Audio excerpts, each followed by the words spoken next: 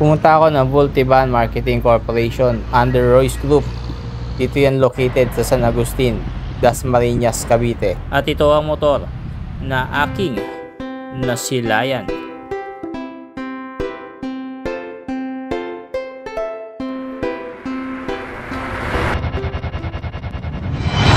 Boss Motovlog.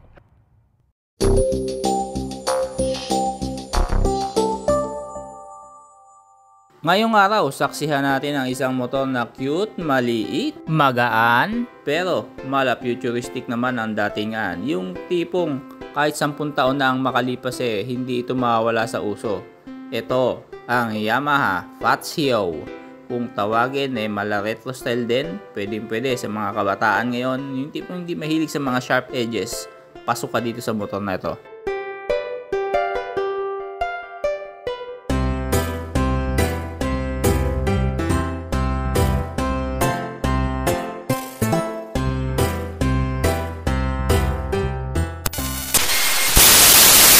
Andito po tayo ngayon sa Multivan Marketing Corporation. Royce Group po ito at located ito sa Dasmariñas, Cavite, San Agustin po. At dito pwede kang mamili ng mga motor mo Suzuki, Yamaha.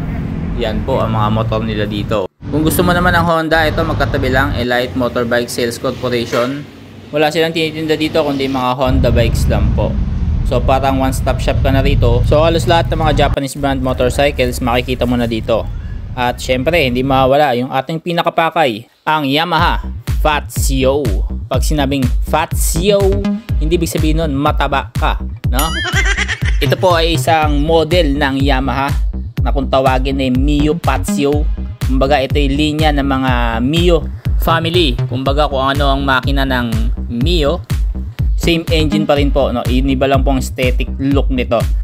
At ito yung pinakabagong labas o style ng Yamaha para naman sa mga henerasyon ngayon, ano? Mahalaga to para sa mga Gen Z generation, yung mga mahilig sa mga passion, mga mahilig magkape sa Starbucks, tapos maghahanap ka ng 3-in-1.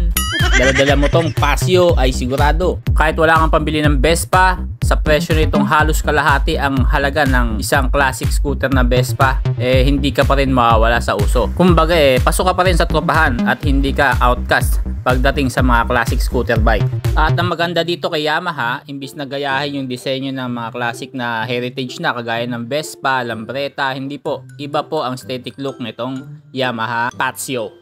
No, kumbaga may sarili siyang identity na Fazio mo lang talaga makikita. Kumbaga identically pag nakita mo sa kalsada, that's a Fazio. Yeah, that bike look an alien. Looking alien. That's a Fazio. Kumbaga sabi ng mga Japanese brand, tara, gawa tayo ng classic bike. Talunin natin yung Vespa at Lambretta, pero hindi sobrang mahal at magaang lang na motor. Kayang-kayang bilhin ng mga pangkaraniwang mga Gen Z ngayon. Tara, gawa tayo. So ganyan-ganyan tinalo talaga ng Honda yung mga mamahaling bike ng Western. No? Kaya naging dominante ang Honda pagdating sa mga reliable, magagaan, dyan po sila sikat. Mura lang, pero hindi ka naman nako-compromise sa disenyo, sa power, at yung nabibigay ng motorsiklo sa'yo. Kumbaga, napanood na natin to sa pelikula. Kaya naman si Yamaha, sinusundan lang yung yapak ni Honda kung paano nila naging dominante pagdating sa mga motorsiklo na reliable, magaan, maaasahan, at madaling dalhin. Ganon din ang diskarte na ginagawa ngayon ni Yamaha.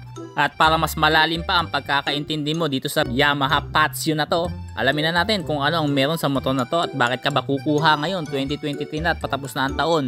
Kailangan mo na makakita ng motor na talagang yung pangmatagalan mo, kumbaga ikaw at ang motor mo habang buhay mo na makakasama. Tara, isa-isayin na natin tong Mio Fazio ng Yamaha.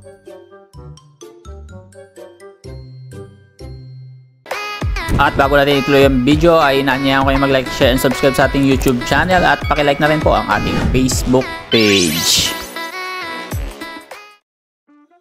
Unahin na agad natin yung ilaw ng motor na ito. LED na po yung pinaka-headlight niyan. Bulb type naman po ang kanyang mga turn signals. LED ang taillight nito at yung mga turn signals bulb type pa rin. Ibang-iba itong disenyo ng ilaw nito conforme sa mga pangkaraniwang motorsiklo na nakikita natin. At syempre, enhance pa rin yan ng Blue Core technology o yung hybrid technology na kung saan mas maganda yung sibat mo Yung 3 segundo po na arangkada, malakas pero swabe. Yan po ang naibibigay ng hybrid Blue Core technology nila. Sa gulong naman, nakamags yan at size 12 po mga gulong. Disc brake na po sa harapan, drum brake naman yung likuran. Ang sukat ng gulong sa harapan, 110/70/12.